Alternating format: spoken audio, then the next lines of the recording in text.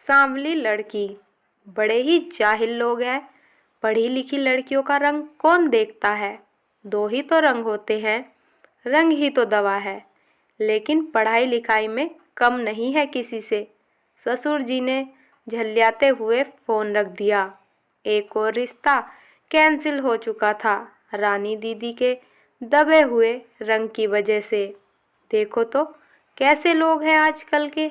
लड़की की अच्छाई नहीं देखते, काबिलियत नहीं देखते, बस सुंदरता देखते हैं।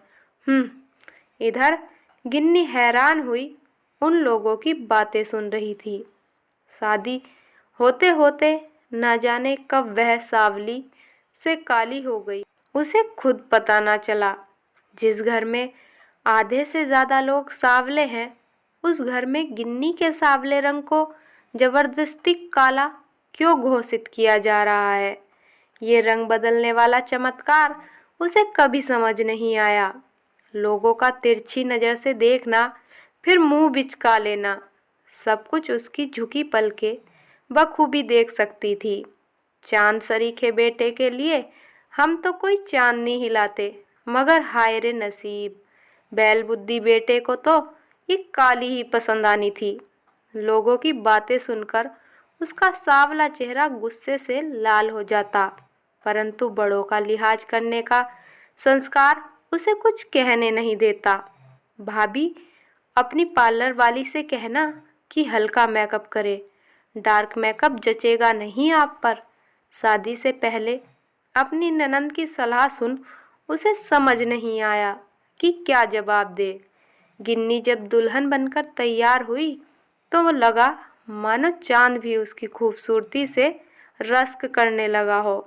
दूल्हे की नज़रें उसके चेहरे से हट ही नहीं रही थी, मगर ससुराल वालों की पैनी नज़रें उसकी खूबसूरती को लगातार काट रही थी।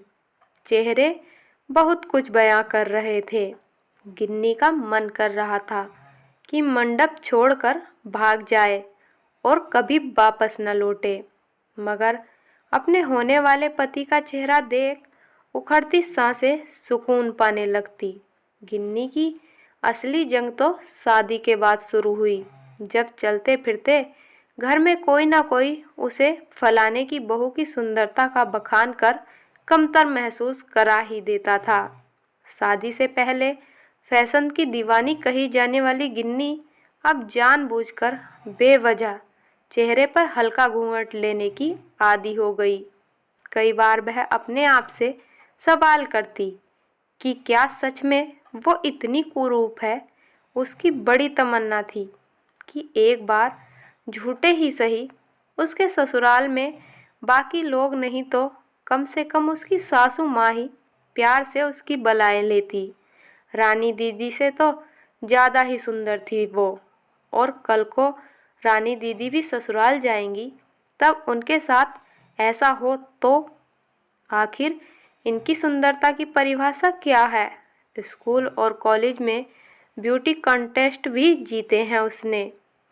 मिस फ्रेशर से लेकर मिस फेयरवेल तक का अवार्ड भी मिला था।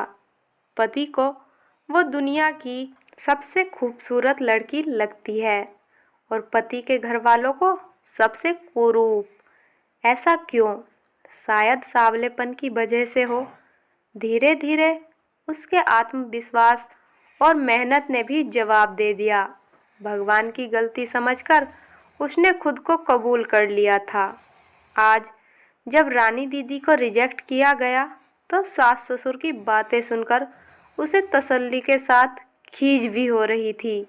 खीज इस बात की कि दुनिया में उसके जैसे और भी परिवार हैं, जहां लड़की को सिर्फ और सिर्फ बाहरी रंग रूप से आंकते हैं, और तसल्ली इस बात की कि इतने दिनों से परिवार के जो दंश वह सहती आई है, अब उन्हें वह महसूस होने का वक्त आ गया है। सास ससुर गुस्से और चिंता में भुनभुनाए जा रहे थे। तभी सासू माँ ने कहा, रंग का क्या है, वो तो बदलता रहता है। अब गिन्नी को ही देख लो, ब्याह के आई थी तब कैसी काली सी थी, अब देखो रंग कितना निखर गया है इसका। इसका मतलब आज वह भी सुंदर है। आंगन में खड़ी गिन्नी ने घूंघट हल्का सा उचकाकर खुद को शीशे में देखा।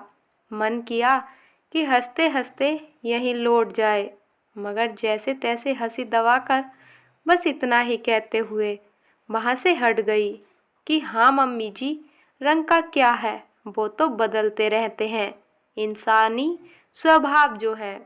आज गिन्नी को अपने सारे सवालों के जवाब मिल चुके थे। रंग बदलने का जादू भी समझ आ गया था। आंसुओं के रास्ते वह अपनी कमजोरी और टूटा हुआ आत्मविश्वास बहा रही थी। जो जो आंसू बह रहे थे वह खुद को और मजबूत महसूस कर पा रही थी।